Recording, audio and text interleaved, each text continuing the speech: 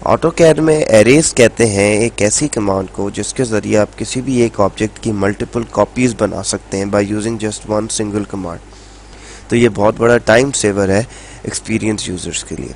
अच्छा, अब ऑटोकैड में एरे को यूज़ करने के लिए आपको अपने रिबन पैनल में इस जगह पे जाना पड़ता है जहाँ पे एरे का ऑप्शन है। एरे तीन टाइप की हैं ऑटोकैड में, एक रेक्टेंगुलर एरे है, एक पाथ एरे है, एक पोलर एरे है। जैसा कि लग भी रहा है कि रेक्टेंगुलर एरे एक रेक्टेंगुलर पैटर्न बनाती है, पाथ एरे किसी भी एक कर्व के अबाउट बनाती है, उसके मल्टीपल ऑब्जेक्ट्स मल्टीपल कॉपीज, और पोलर एरे एक सर्कल के अबाउट बनाती है। ठीक है, तो इस वीडियो के लिए मैं पोलर एरे को यूज़ करूँगा। पोलर एरे को मैंने सेलेक्ट किया। उसके बाद ऑटोकैड मुझसे बोल रहा है कि वो ऑब्जेक्ट सेलेक्ट करो कि जिसकी कॉपीज आपको बनानी। तो लेट्स से मुझे स्मॉल सर्कल की कॉपीज बनानी है। मैंने इसको सिलेक्ट कर लिया और प्रेस एंटर। उसके बाद बता रहे सेंटर पॉइंट। ऑब्वियसली मुझे इस सर्कल के अबाउट घुमाना है तो मुझे सर्कल का ही सेंटर पॉइंट उस एरे का भी सेंटर पॉइंट होगा। तो इसको मैंने सेलेक्ट कर लिया। उसके बाद कह रहा है कि नंबर ऑफ आइटम्स, तो वो मैं अपनी मर्जी से, लेट्स से मुझे 12 आइटम्स चाहिए तो मैंने 12 टाइप कर दिया, प्रेस एंटर कर दिया। और उसके बाद बोल रहे हैं angle to fill. Now this is important. Angle to fill का मतलब ये है कि आपको ये जो एरे है इसको कितना, अगर पूरे सर्कल के अबाउट घुमाना है आपको तो आप एंगल टू फिल ऑब्वियसली पूरे सर्कल का एंगल जो कि 360 होता है वो देंगे। अगर हाफ सर्कल पे रखना है तो 180, एक क्वार्टर पे रखना है तो 90। ठीक है, इट्स अप टू यू। तो लेट्स से मुझे पूरे सर्कल के अबाउट घुमाना है तो 360 कर दिया एंड प्रेस एंटर। और उसके बाद एस्केप नहीं दबाना इस स्टेज पे। रिमेंबर, इस स्टेज पे you have to press enter, otherwise जो आपने ये पूरी एरे बनाई है ये डिलीट हो जाएगी। ठीक है, and it will not come back, undo से भी नहीं आएगी। तो प्रेस एंटर। ठीक है, तो ये देखें ऑटोकैड ने हमारे लिए एक एरे बना दी इस ऑब्जेक्ट की। ठीक है, ये बहुत जगह यूज़ हो सकती है। आपको फॉर एग्जांपल एक टेबल के अबाउट चेयर्स बनानी हो बहुत सारी तो उधर भी ये यूज़ हो सकती है। इसी तरह और बेशुमार ऑब्जेक्ट्स के लिए।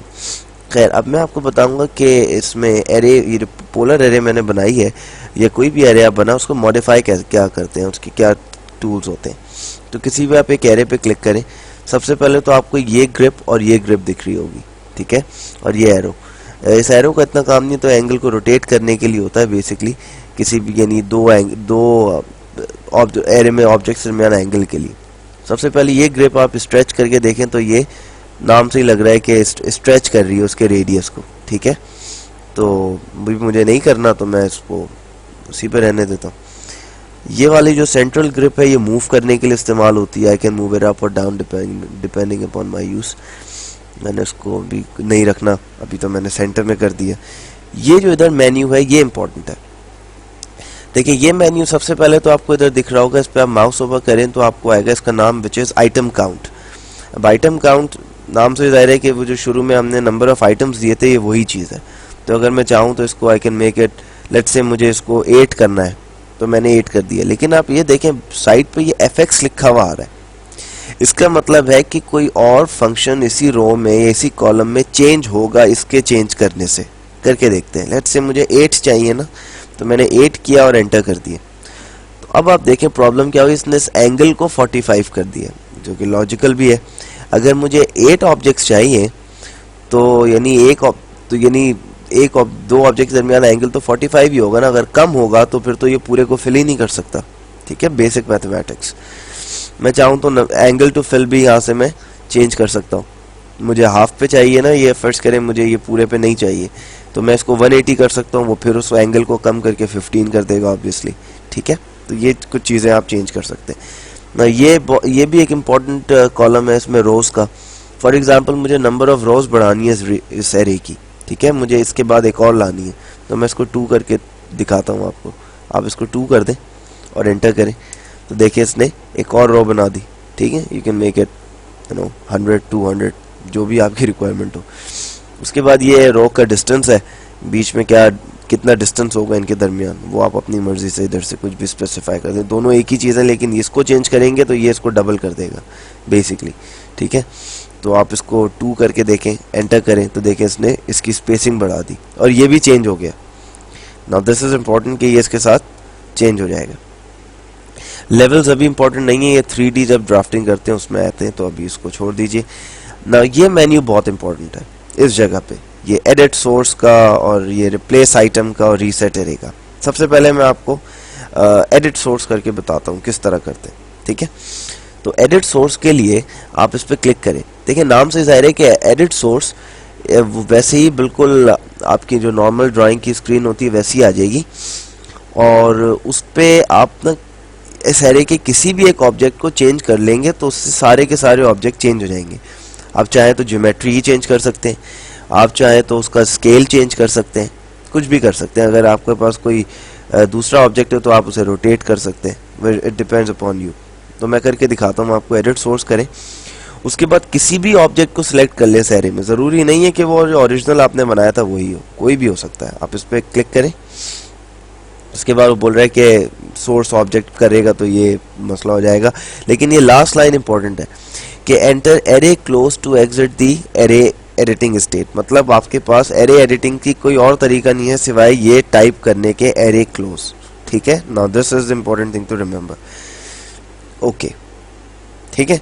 अब आप किसी भी एक ऑब्जेक्ट को करें सिलेक्ट, ठीक है। जैसे आपने तो इसे किया हुआ है, तो आप इसे चाहें तो इसके अब आप किसी ऑब्जेक्ट और को सिलेक्ट नहीं कर सकते, इसी पे काम करना है आपको।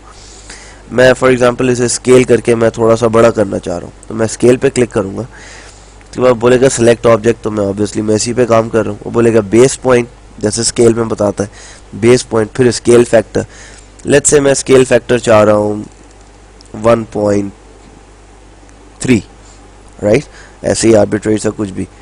तो अब आप ये देखें, एक चेंज करने से सारे के सारे एरे में पॉइंट चेंज हो रहे हैं। जो दूसरी रॉ बनाई थी वो भी चेंज हो रही है, ठीक है। और एंटर कर दें तो देखें सारे के सारे रॉ के एलिमेंट्स साइज में बढ़ गए। अब मुझे इससे बाहर निकलना है तो मैं एरे क्लोज टाइप करूंगा, ARRAY, और ये ऑप्शन आ ही गया इसमें, तो मैं नीचे करके एंटर। उसके बाद बोल रहा है सेव द चेंजेस, यस, ठीक है। अच्छा, अब इसमें एक और चीज़ इंपॉर्टेंट आती है, वो ये है दूसरी ये चीज़ रिप्लेस आइटम की। रिप्लेस आइटम को यूज़ करते हुए आप किसी भी रॉ के एलिमेंट की जगह कोई और ऑब्जेक्ट रख सकते हैं। तो मैंने इंटेंशनली ये इधर ये हेक्सागन सा बनाया हुआ है ताकि मैं आपको दिखा सकूं कि किस तरह आप आइटम रिप्लेस कर सकते हैं। तो मैं रिप्लेस आइटम पे क्लिक करता हूँ। उसके बाद बोलेगा रिप्लेसमेंट ऑब्जेक्ट, तो मुझे ये वाला ऑब्जेक्ट रिप्लेस करना है, तो मैं इस पर क्लिक कर दिया और एंटर कर दिया। फिर वो बोल रहे हैं specify the base point of the replacement object या की पॉइंट, तो आप इसमें की पॉइंट यूज़ करें, KEY टाइप करें और एंटर कर दें। पर की पॉइंट के लिए आप इसके ऊपर कोई भी कहीं भी पॉइंट यूज़ कर सकते हैं। तो आपने ये वाला यूज़ कर लिया, ठीक है। अच्छा, उसके बाद बोला सिलेक्ट एन आइटम। अब इसमें सारे ग्लोबल चेंज नहीं आएगा, मतलब सारे आइटम्स चेंज नहीं हो जाएंगे। जिस जिस पे आप क्लिक करेंगे सिर्फ वही आइटम को ये ऑब्जेक्ट रिप्लेस कर देगा।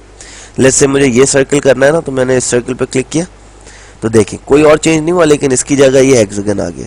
इसी तरह इस पे करना है, या let's say enter item in the array to replace, इस पे करना है तो ये वाला भी हो गया, ठीक है, और ये वाला भी हो गया।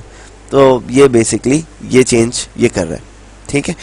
रीसेट एरे ये होती है कि आपने अगर कोई चेंजेस की and you want to revert them back, तो आप उसको वो वापस से सही कर सकते हैं। तो रीसेट एरे करें तो देखें ये वापस से सर्कल्स आ गए, ठीक है। तो ये बेसिक कुछ है पोलर एरे का, और इसमें टोटल कंप्लीट मैंने आपको बता दिया जो जो इसमें चीज़ें इस्तेमाल होती हैं, ये कि वो बनती कैसे और उसकी मॉडिफाई की क्या क्या टूल्स होते हैं। तो I see in the next video, जिसमें मैं थोड़ा बहुत आपको रेक्टेंगुलर एरे का बता के फिर पाथ एरे पे आके इस एरे के चैप्टर को भी क्लोज कर देंगे। तो I see in the next video, इस पर प्रैक्टिस कीजिए, it is a very important thing to do in AutoCAD। I see in the next video, अपना ख्याल रखिएगा, खुदा हाफिज़।